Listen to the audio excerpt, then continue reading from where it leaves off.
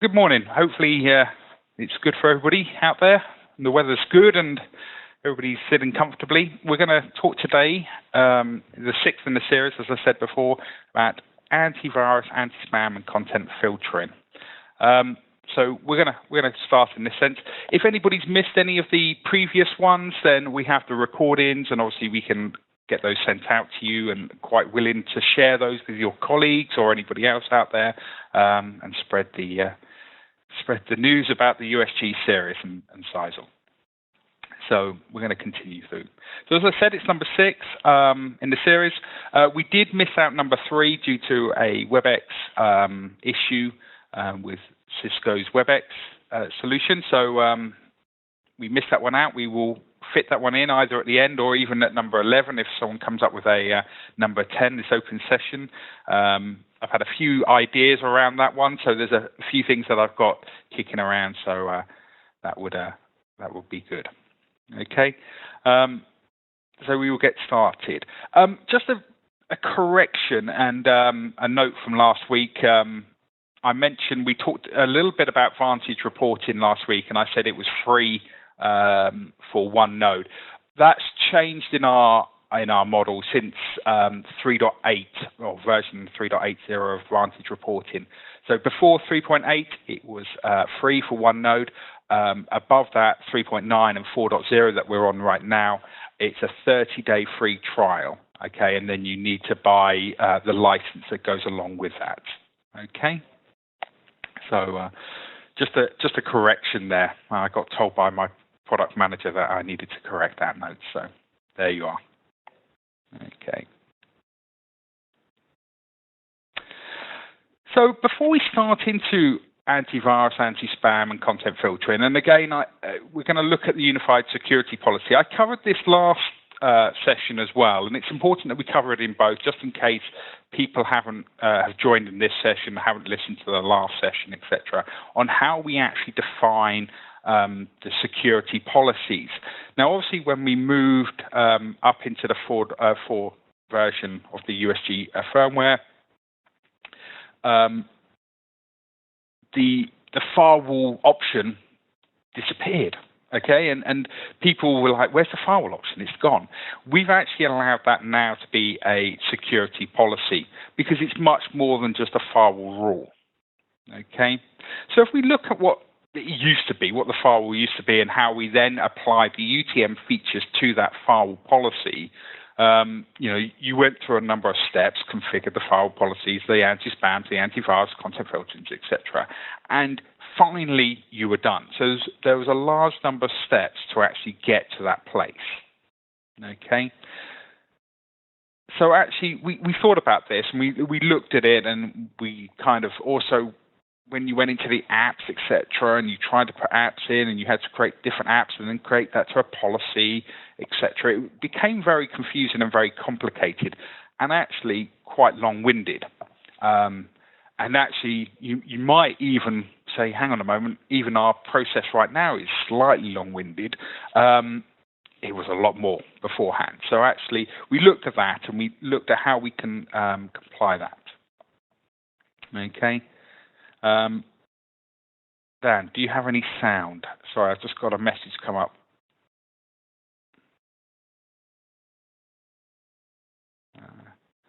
Hopefully everybody else can hear me, and just to confirm that, that's okay.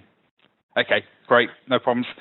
Everybody else can hear me. I'm just worried that my sound. I can hear you fine, Hugh. Yeah, just in case my sound disappears again, I'm a little bit conscious about that. Okay, we have had a number of sessions where my sound disappears, just for anybody who hasn't heard it beforehand, and I start speaking to a blank screen or etc.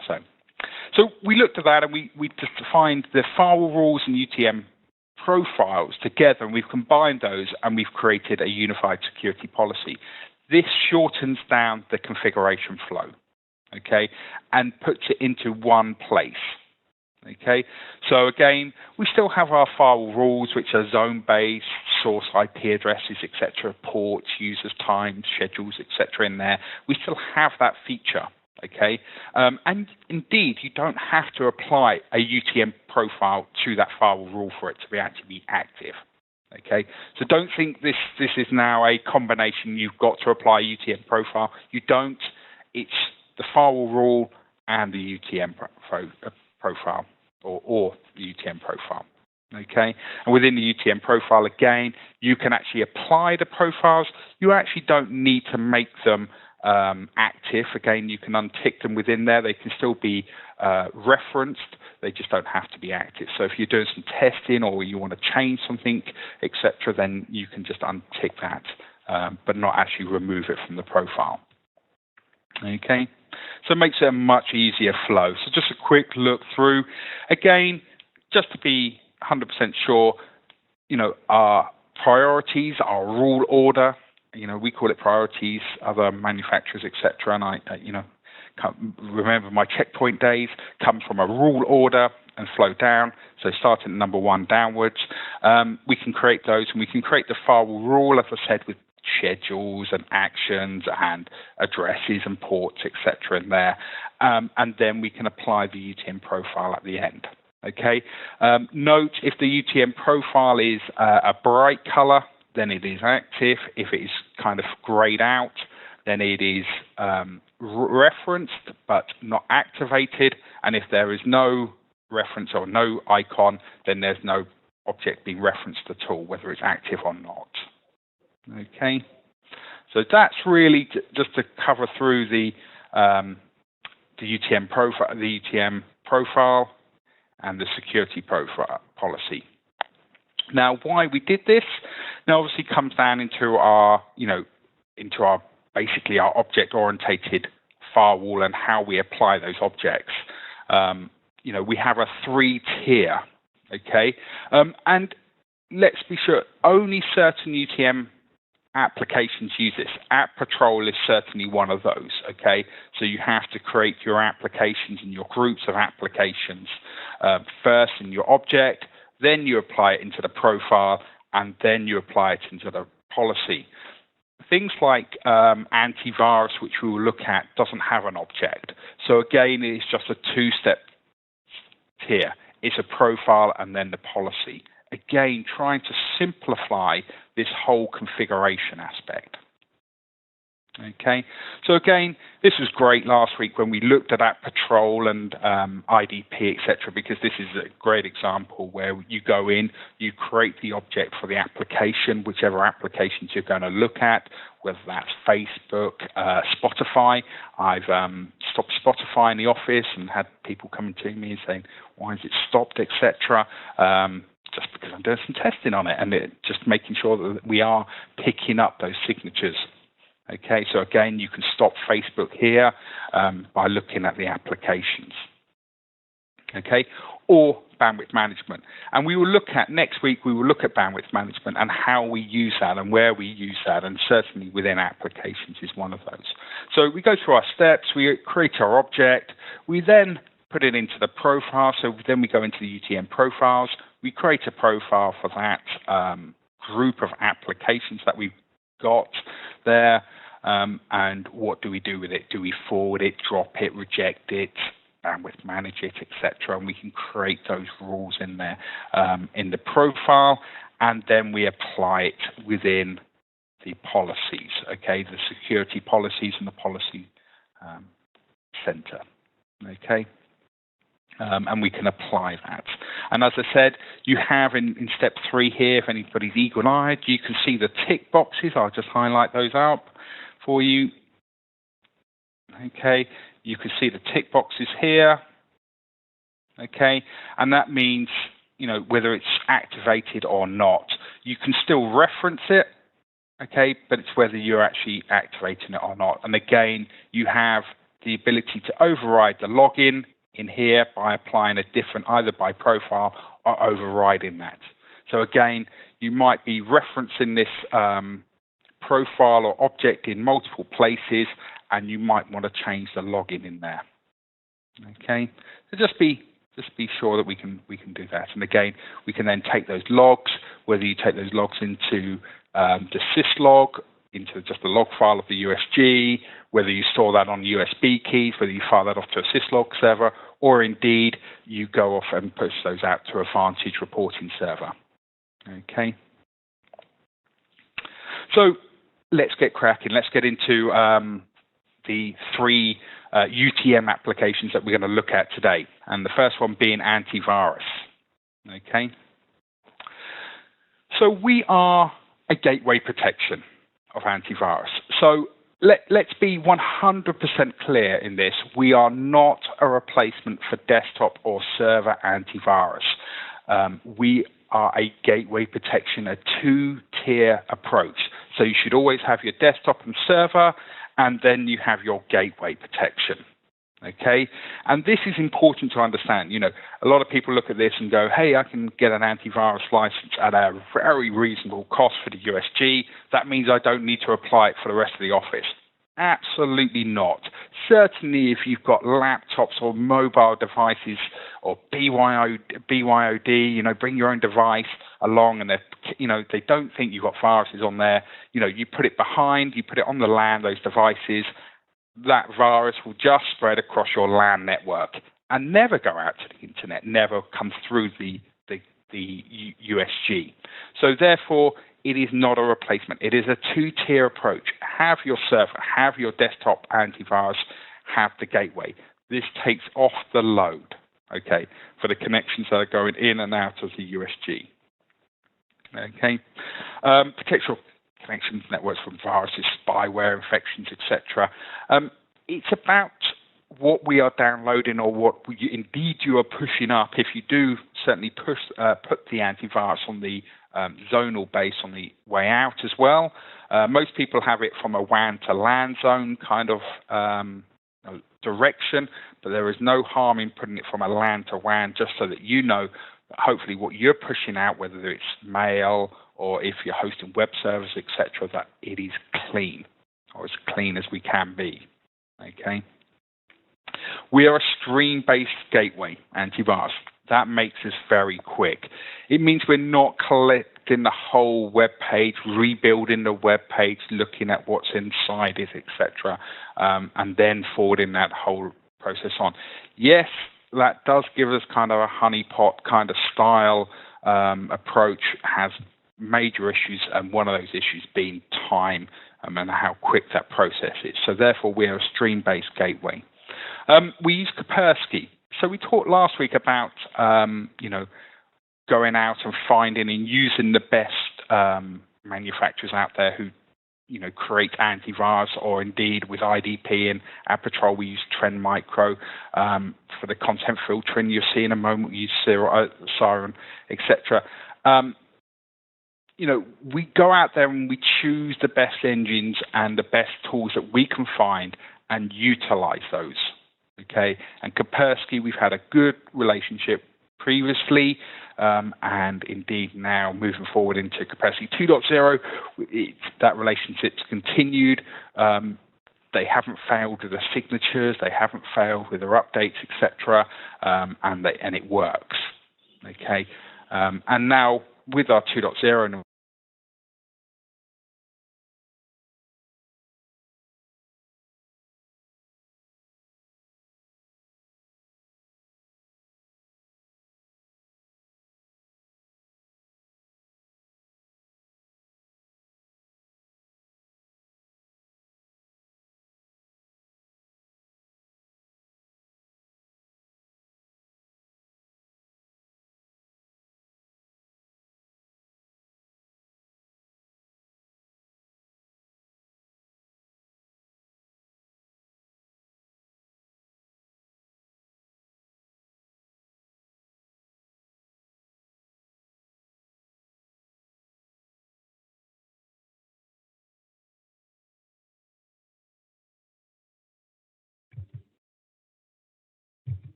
again.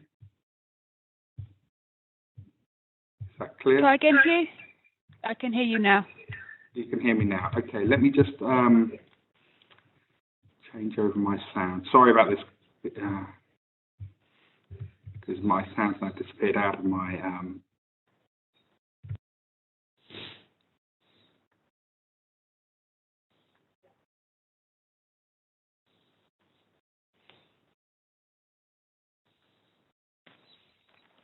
Okay. Signatures. So someone asked me how often these signatures get updated. It is at least 3 times a week. Now, obviously, we can go into our configuration and check for every hour, etc. It does depend on what is going on out there in the actual virus space at the time. You know, if Kaspersky find and discover new viruses that are out there that are spreading wildly, they will push that out quicker. Okay. If there's just standard ones, small ones, being updated, being changed, etc., being developed, then that will come out much slower. Okay.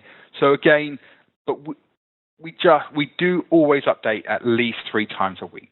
Okay, with the latest signature set. Okay.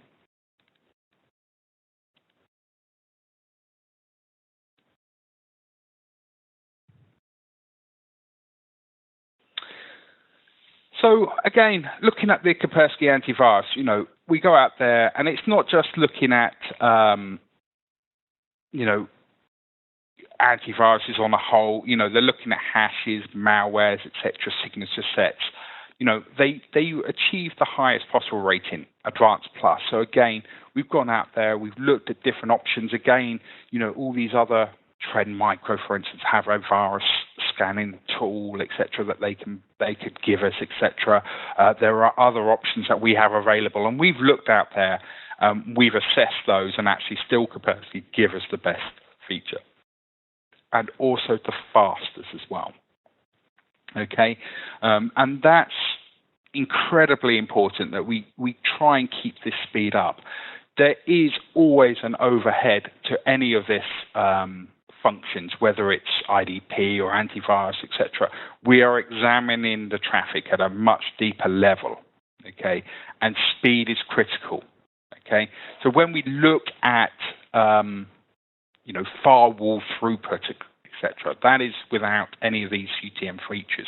When we place these UTM features on, the speed is going to suffer slightly in our case.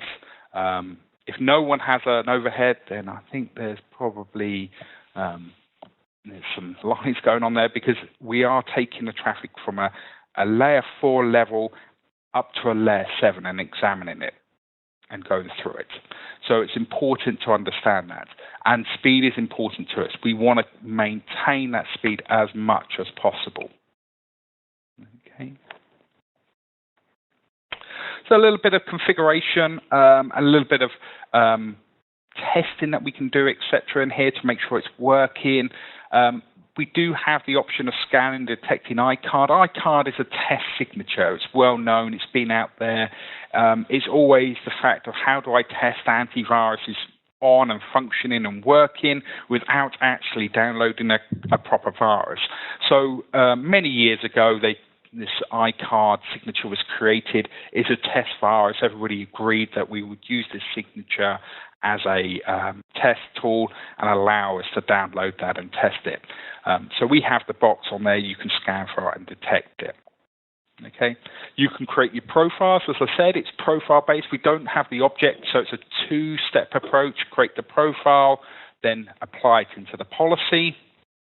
Okay, and also we have the options of checking whitelist and blacklists. Now these are important to us actually, and we will look at that in the next slide. Okay, and also what do we do with the infected file? Do we destroy it? Do we log it? We can do a number of options there. Okay. Whitelist and blacklist, these are great. So everybody looks at it and goes, how do I stop executables being downloaded, for instance? Let's take an exe file or a bin file or whatever it might be. How do I stop that file from being downloaded? And most people go for content filtering. Well, that's content. You know, it's got to be content filtering. No, it's done through the antivirus license. Okay, and in here we can add rules in here. So an example of this is obviously if we create a pattern, you know, case 1 ABC matches case ABC. It's an exact fix. Okay, so again, there's always the option sex. okay?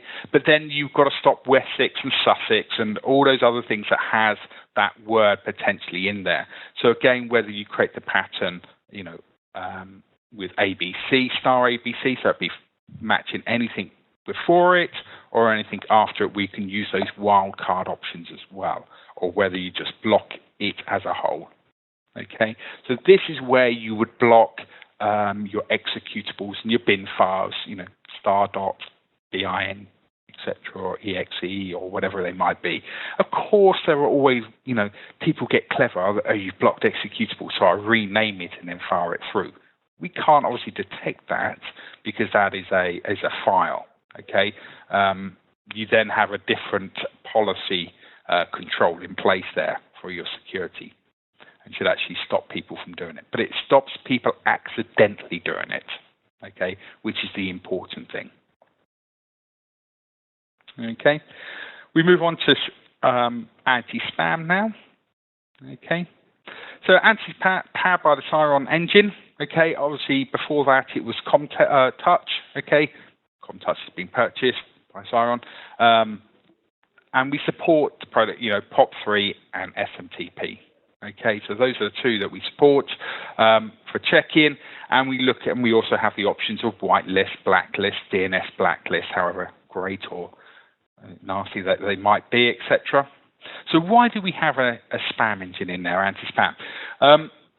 If we look back, okay, and we look back at some of the history before this, we had it within our ZyXEL range, so the ZyXEL 5s and the 35s and the 70s. We had our anti-spam engine, okay, and what we found was that people were, in the nicest sense, using those firewalls or devices just for anti-spam, and they worked reasonably well, although the speed wasn't great.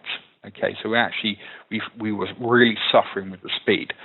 We then obviously introduced the very first series of USGs with the 1050 and on from there, etc. And we left out anti-spam because actually it wasn't the important UTM function that we needed. The antivirus, the content filtering, the IDP, they were the important ones.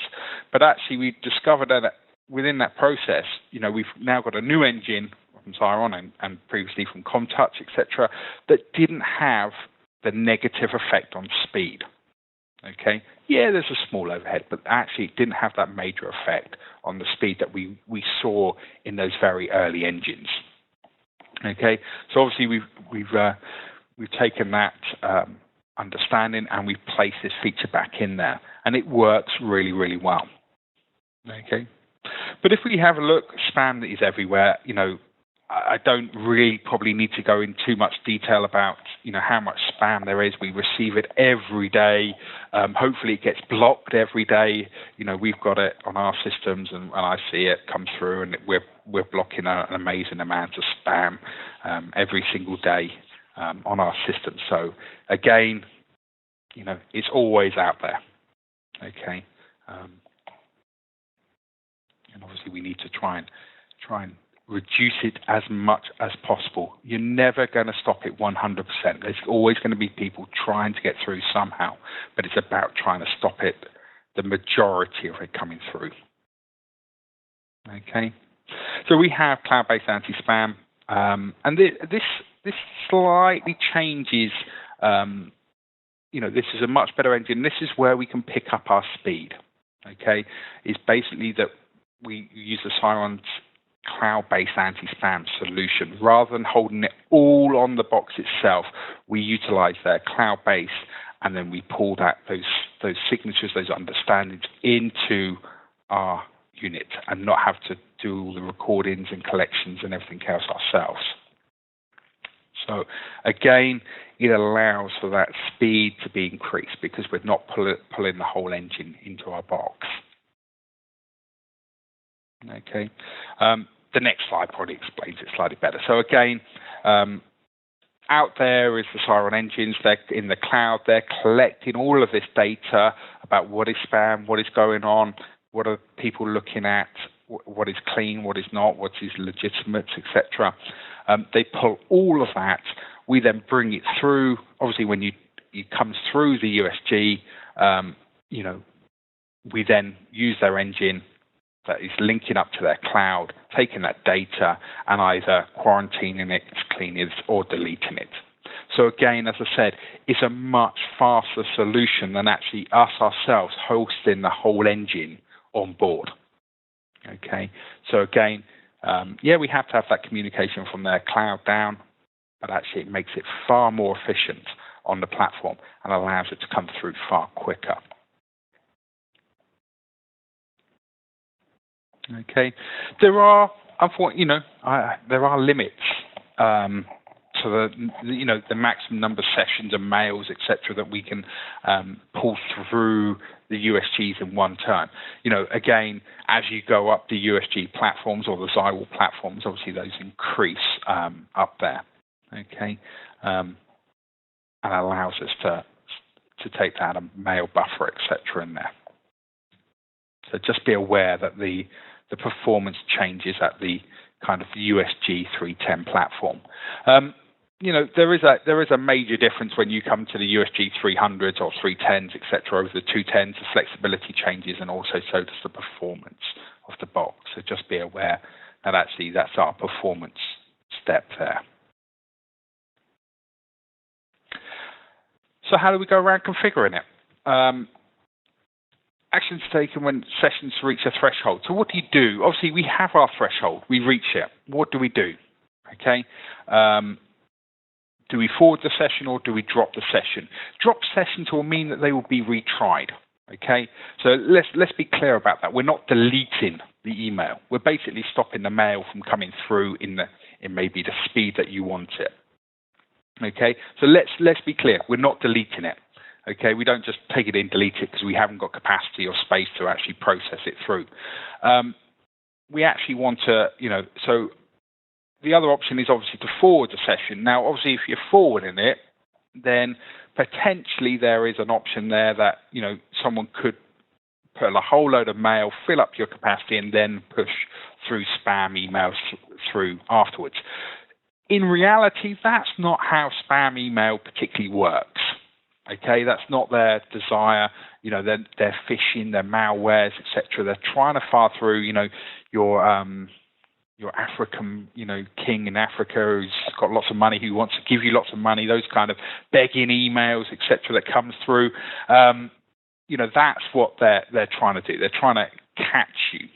Okay, whether it looks a legitimate email from PayPal or from your bank, etc., through to these kind of begging emails. That's their idea. They're not trying to hack into your system or anything else with an email. Okay, they might want you to run an executable which will run something inside your system that allows them access. That's a different case of spam, but ultimately they're not trying to denial a service you with spam. Okay, so again, there is a legitimate choice to say, actually, if I fill up capacity, I'm going to forward it. So for that moment in time when the mails are coming through and there's too many, I forward the ones that I can't deal with and deal with that. So your choice is there.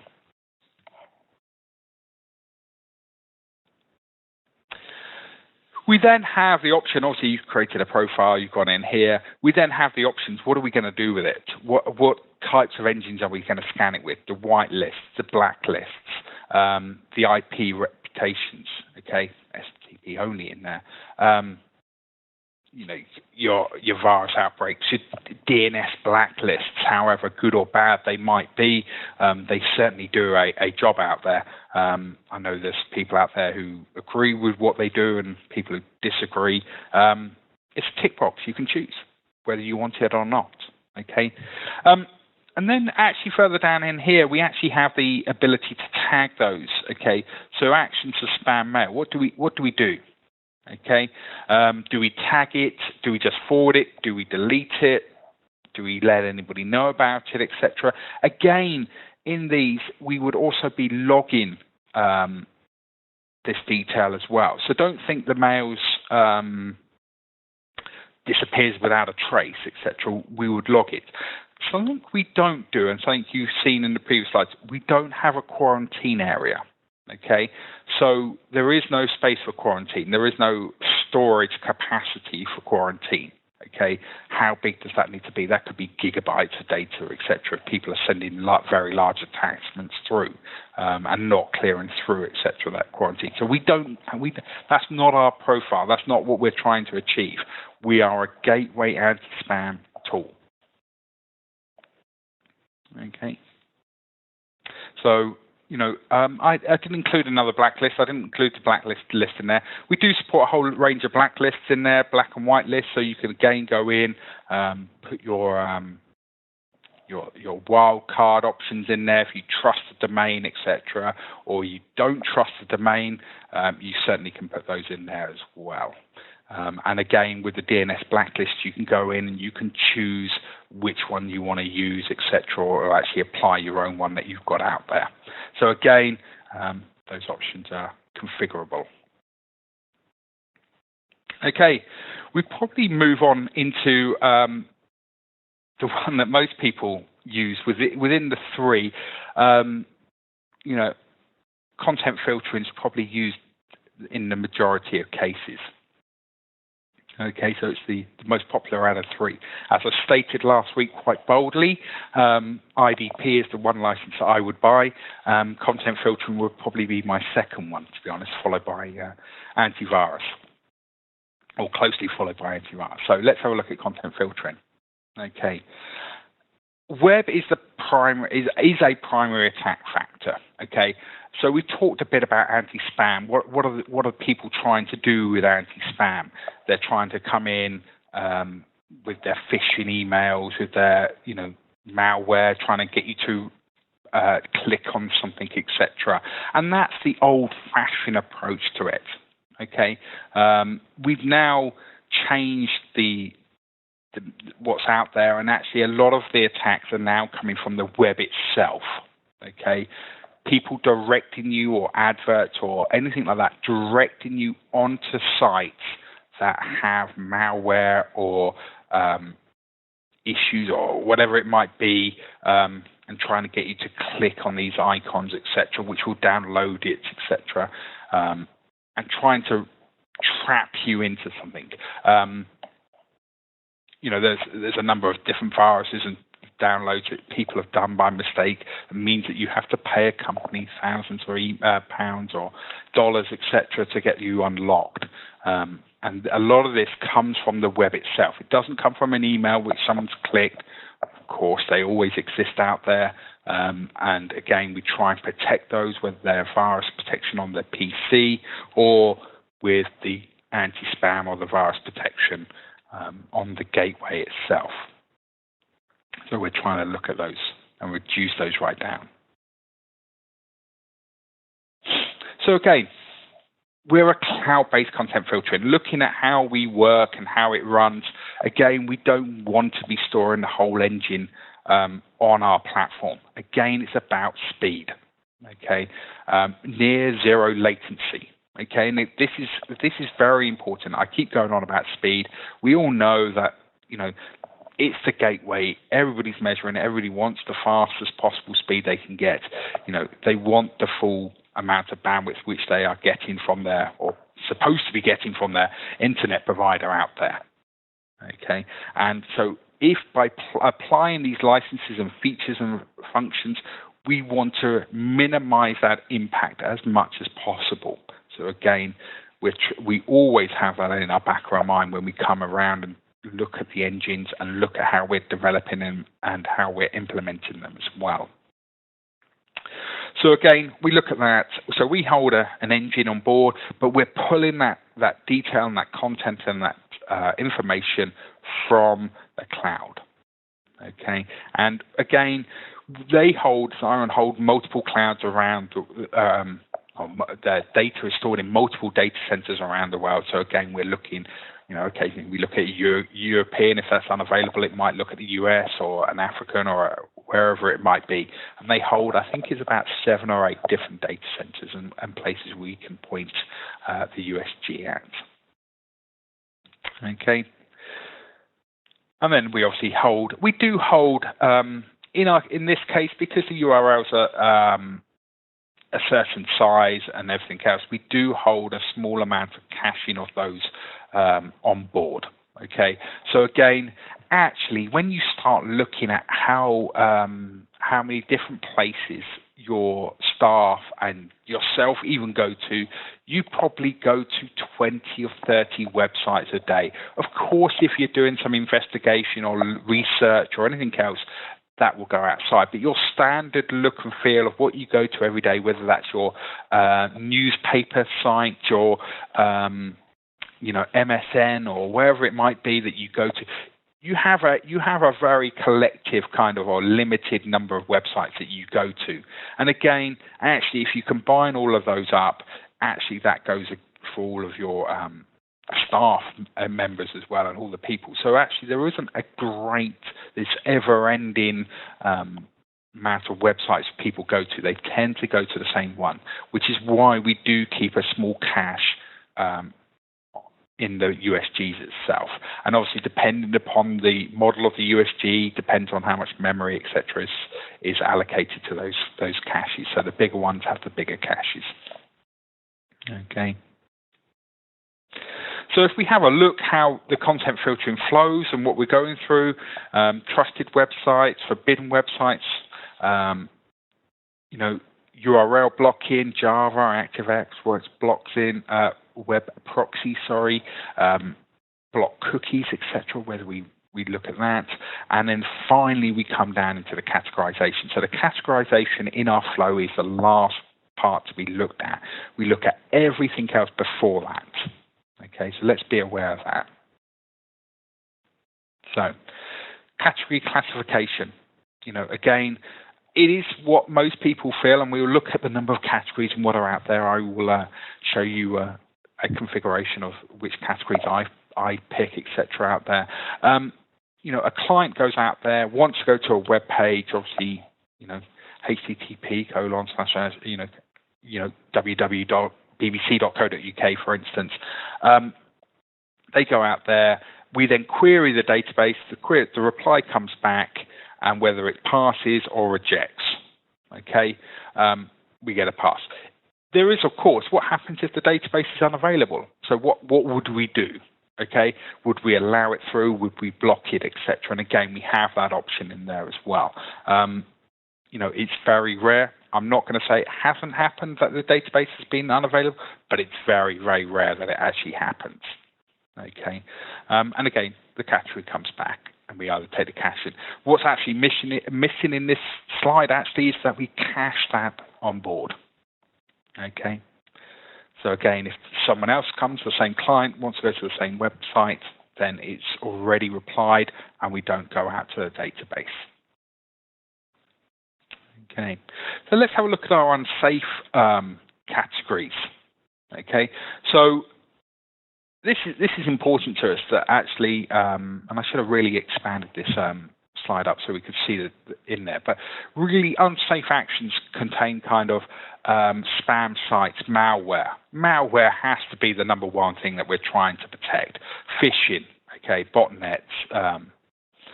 Anonymizers, etc. What are we going to do? Do we allow people to go out to those sites, or actually do we block it? Okay, I've got them all ticked. I can tell you right now, this comes off my USG, and I've got them all ticked. I don't want anybody doing it. Now, what action do I give? That's a difference. Do I block it? Okay, means I don't allow the user through it. Okay, do I warn the user? If I warn the user, it comes up with a message whether you want to go through. We believe it is a malware site. Do you want to continue? Okay, and that, of course, is down to the individual user. If I'm making a decision that the USG, and I believe the engine's good, we have a really good solid engine, and they're unsafe, and I've ticked it, I'm not going to warn people. I'm going to block it. And actually, what I'm going to say is, if they've got a problem with that, then come to me and we can have a look at the site, maybe offline or whatever, in a different way to actually see whether it is a malware site or acceptable, or whether it's been wrongly allocated. But actually, I'd rather block it and have someone come to me and actually talk to me, or the staff, the IT staff, about this website that they can't get to and they must get to, rather than actually giving them the option to be, do you know what, it's warned me, I just ignore it, I just press continue anyway, I just don't even bother reading what the message is, and gets onto the site itself. Of course, the final action in there is maybe there are some sites, that pass through. Remember, actually, the first options in here are the whitelist and the blacklist, kind of what is allowed and not, what is safe and what is not safe. So if you do find something that is wrongly categorized and you go to regularly for whatever reason and it's been categorized wrong, you can put it in your whitelist, your safe web browsing. And that means it would never come down into these categories anyway. It would be captured in that first sentence. So again, that would be how I would go through that process. Okay, so yeah, I'm a little bit against the whole warning. I would certainly go for the block in this case, and of course, I would go through the log. Okay. Now we get into the 56 categories out there. Block, pass, we don't warn. Okay, and of course, we have the option to log. Okay. And that's a really powerful step that we can go through. So again, I've gone through there, 56 categories down here. Things like hacking, illegal software's in there, gambling. I don't want anybody looking at gambling sites, illegal drugs, for goodness sake. There's a whole range in there. And actually, at the bottom of this page, there is a test field. So if you want to look at a site and you want to test it, what does it fall into? One of my favorites to test, which is quite a semi-risque site, it's nuts. It doesn't exist anymore. It used to be a lads mag, not quite a top of the rack kind of magazine, but it was one of those, and it's nuts. And obviously that comes up with certain ones, and we can check that one. Okay, so that falls into about 4 or 5 different categories out there. Okay. Another one that I like testing, JCB. It works. No one ever goes to a digger site, but it's a great site. Unrated actions. So again, in here, obviously the siren engine, web pages are appearing everywhere. These, ranging from whether they are small clubs, etc., or your home web pages, etc. We can't, however much these big engines try, and whoever they are, they will never be able to get 100% categorization of all web pages. It's never going to happen. Okay, and anybody who says, yeah, we can do it, it will never happen. Anybody can go out there, create a domain, create a quick web page, put it up there. Is it categorized or not? Probably not, because no one knows that it actually appears. So they look at the number of hits that are hitting these web pages, and as the more hits on these web pages, if it's 1 or 2, we don't bother categorizing it. If it obviously appears into the hundreds, etc., then it starts to be going into their engines to be categorized. So what do we do with unrated? Obviously, we can block it. We don't know who it is. We're not going to rate it. We have no idea of the categorization on it. So we could block it. Actually, most cases on unrated, these are reasonably legitimate sites. So you can give a warning, okay? And you can take that option in there. So you can either take the block or the warn. Of course, we always take the login option in there. Blocking means that obviously they come down, they have to, this website's unrated, can you allow it through, can you put it into your whitelist? Now, of course, depending on how many people you have in your organization or managing behind this USG, there could be a problem there, But actually, within our office, I put it as blocked, and I've had to put one website into the whitelist, which was unrated. And it was a totally legitimate site. It just hasn't been rated. It's just not a very well-used one. But obviously someone within the organization goes to that site on a regular. It's one of their 50 websites or 30 websites that they regularly go to. And, of course, they wanted it unblocked, and there was nothing wrong with it. It was a totally legitimate website. Okay, so again, I put that in the whitelist. Services unavailable. Again, as I said, on the very, very, very rare case that the service becomes unavailable for whatever reason, whether that's the service or the data center's gone down, or whether it's your links or whatever gone down, or your DNSs have gone, or whatever else that might happen, and there's a couple of reasons, I've seen it from a couple of reasons out there why the service might come available. What do we do? If you want the easy life, you pass it, of course. Then no one complains. But do you necessarily know that that service is?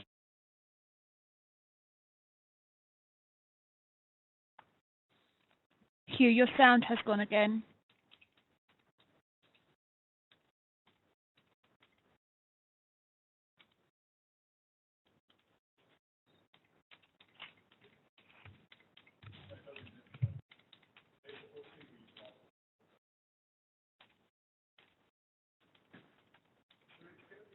Hopefully it's back can again. hear it now.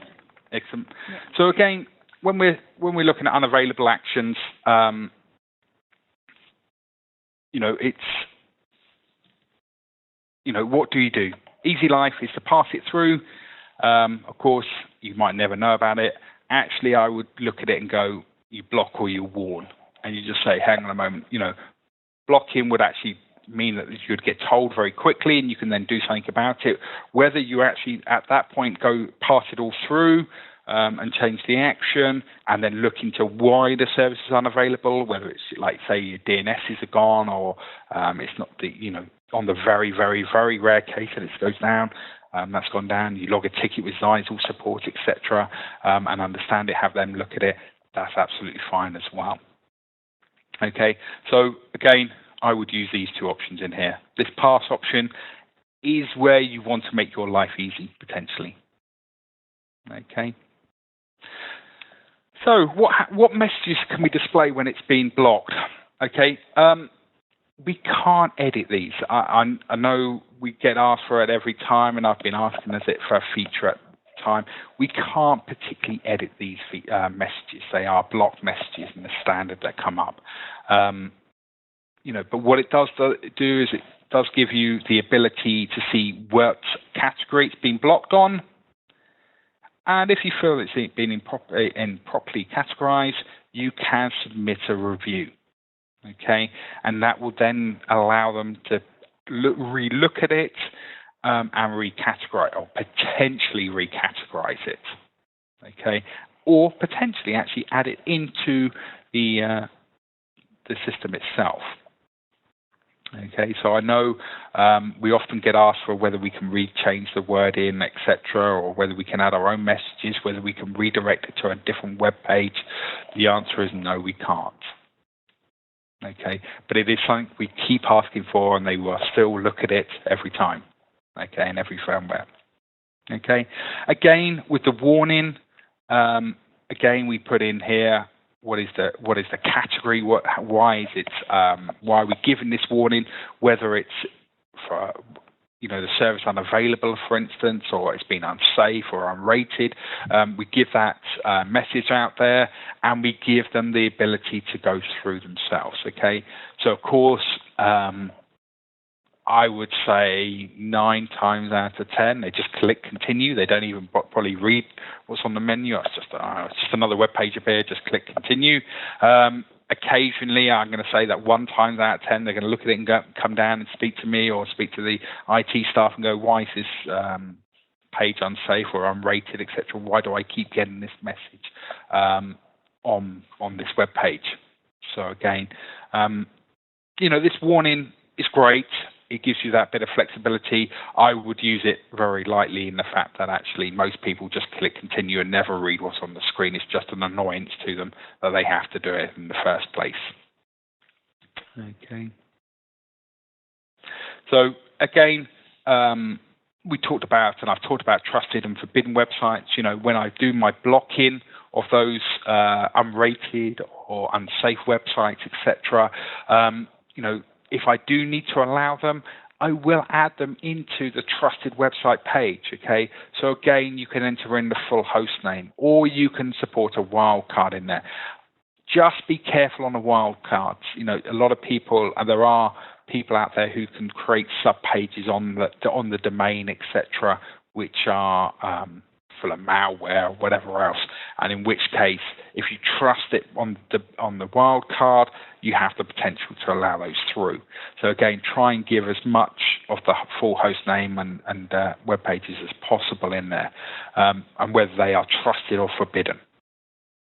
Okay, blocked URL keywords, again, it comes down to this the same as the antivirus kind of process. You can put a domain name or IP address in there on the URL keyword. So again, if it's an IP address that people are going to that you want to block, or it's a domain name, etc., that you want to deny there, again, you can do that. And again, the restricted ones, which we looked at very early on, Java, anti-X, cookies, web proxies, anonymizers, malwares, etc. We have those features as well, which we can block, okay, and block with the content filtering.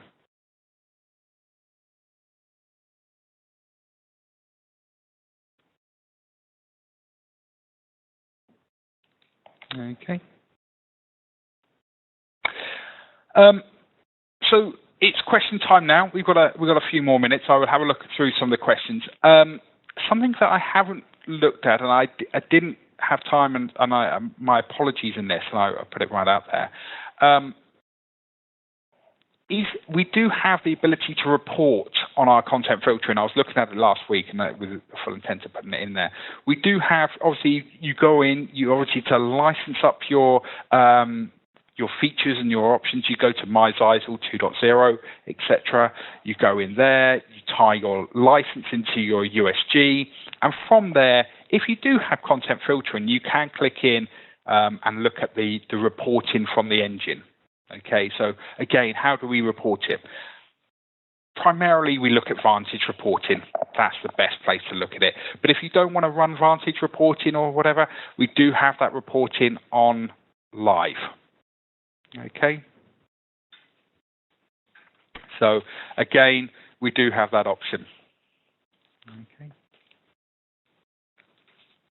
So that would be, again, I haven't got it in here. I haven't got the screenshots, etc. But again, go onto my ZyXEL 2.0, go into the reporting, run those up. You can see what people are going to, etc. on there. Okay. So let's have a quick look at some of the questions. Specify content message. No, Bruce, you can't. Unfortunately, it is something we keep asking for. I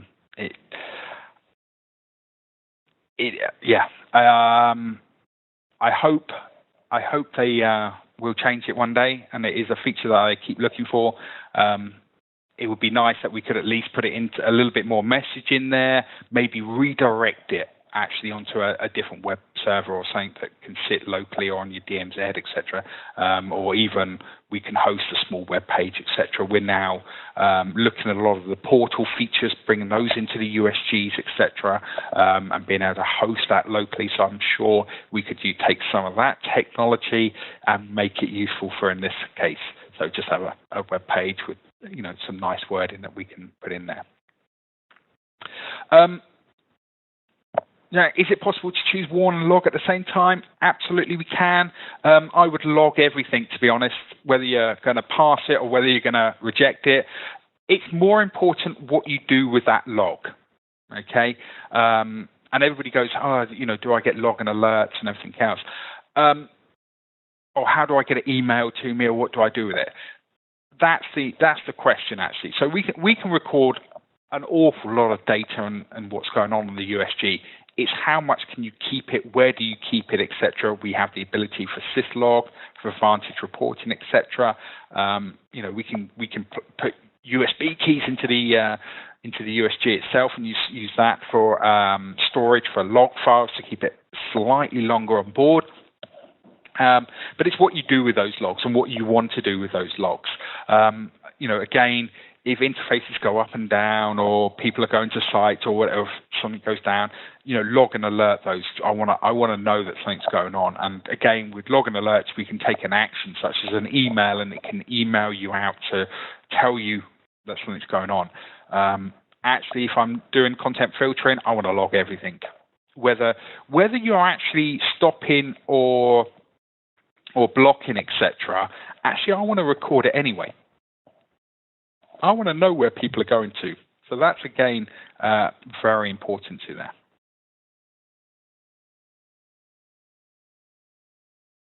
Okay.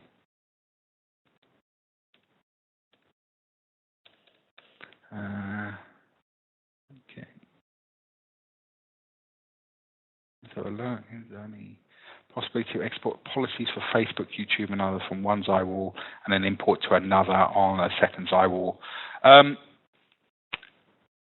Yeah, you can.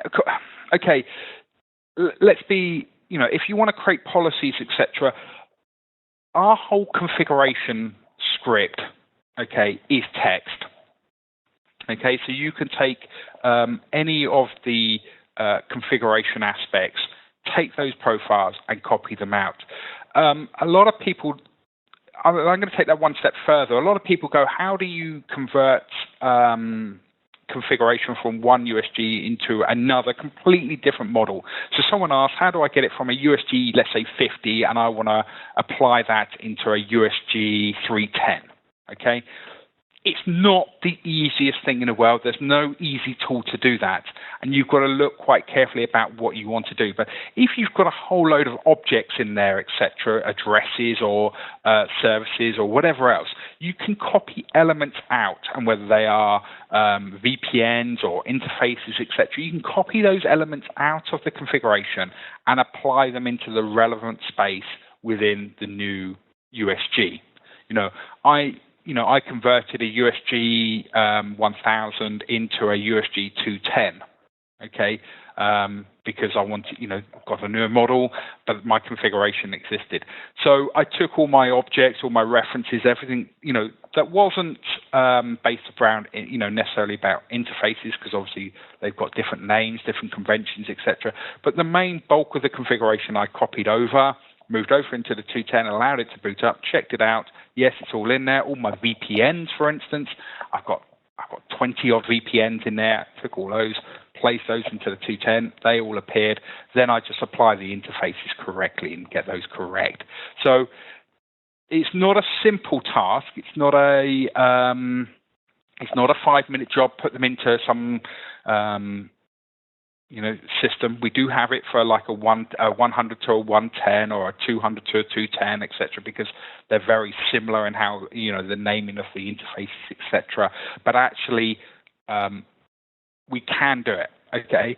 And it does take some time. It's not something you do necessarily online, but it can be done, and I would suggest it's half a day, potentially, if maximum, to do that, to get it sorted and get it right and get it tested, etc. So again, if you do one, if you do create a policy, absolutely you can take that and you can export it and you can put it into the second configuration. Just download the configuration of the two units and copy and paste it into each other. Okay, so not a problem there. Okay.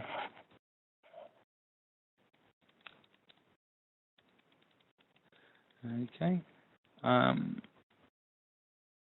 Let me check if there's any. Okay.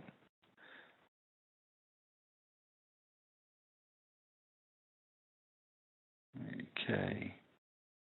What antivirus engine is used in the old USG 300 series? That's Kaspersky.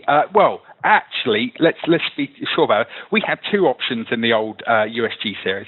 We actually had our own engine, okay, which was ZyXEL, rebadged from someone, okay, not a big brand out there, but a good company out there, or we had Kaspersky 1.0. Okay, that took kind of the 3,200 signature set.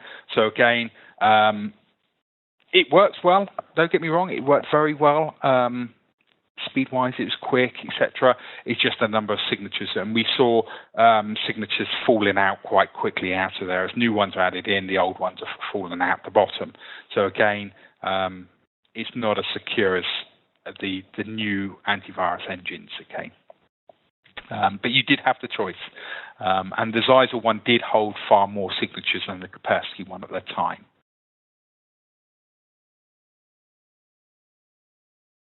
Okay.